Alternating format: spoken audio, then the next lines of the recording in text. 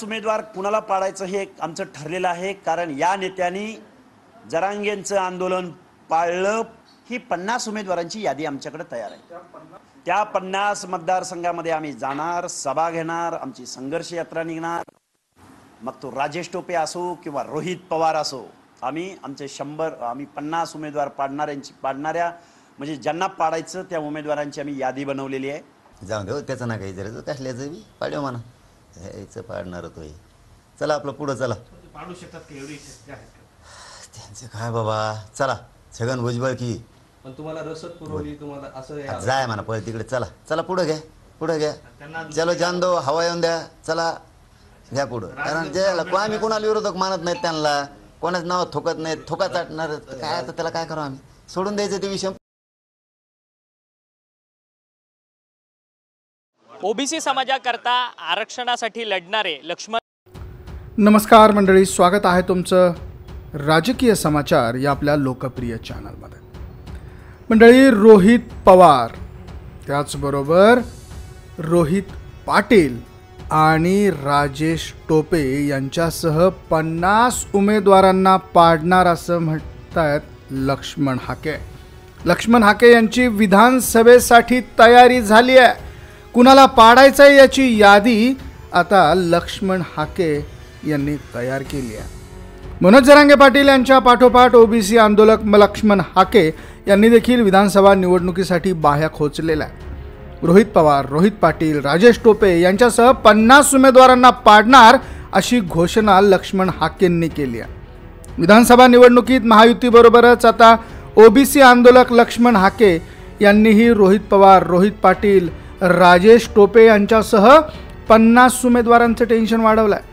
लक्ष्मण हाकेंनी जाहीर केलं आहे की मनोज जरांगे यांना मदत करणाऱ्या 50 नेत्यांना विधानसभा निवडणुकीत पाडणार आहोत. त्यांना पाडण्यासाठीचा कृती कार्यक्रम देखील हाकेंनी सांगितलेला आहे. शरद पवार, शिंदे, ठाकरे, भाजपा नेत्यांना ओबीसींची भीती कधी बसणार असा सवाल देखील लक्ष्मण हाके यांनी केलेला आहे. माध्यमांशी बोलताना लक्ष्मण हाके म्हणाले की दुय्यम वागणूक ओबीसींना पक्षाकडून दिली जाते आहे. ओबीसींना विनंती आहे की पुढे या आणि नेतृत्व करा. 50 ते 60% ओबीसींची लोकसंख्या आहे. त्यांची भीती शरद पवार, पृथ्वीराज चव्हाण यांना कधी बसणार आहे? एकनाथ शिंदे, उद्धव ठाकरे, भाजपचे नेते यांना ओबीसी मतांची भीती कधी बसणार आहे असा सवाल लक्ष्मण हाकेंनी केला. ओबीसी आरक्षणावर या नेत्यांची अधिकृत भूमिका काय आहे याचं उत्तर जोपर्यंत ही माणसं देणार नाहीत तोपर्यंत महाराष्ट्रातील ओबीसी या सर्व नेतृत्वांना येणाऱ्या विधानसभा निवडणुकीत जाब विचारेल असं लक्ष्मण हाके यांनी म्हटलेलं आहे. तर लक्ष्मण हाकेंची घोषणा आहे की 50 उमेदवारांना आपण पाडणार म्हणून.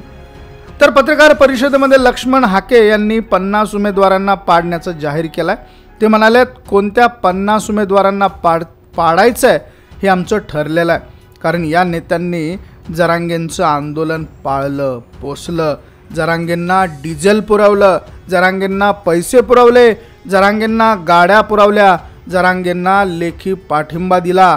त्या माणसांना ओबीसींनी मतदान का करायचं असा सवाल लक्ष्मण हाके यांनी विचारला.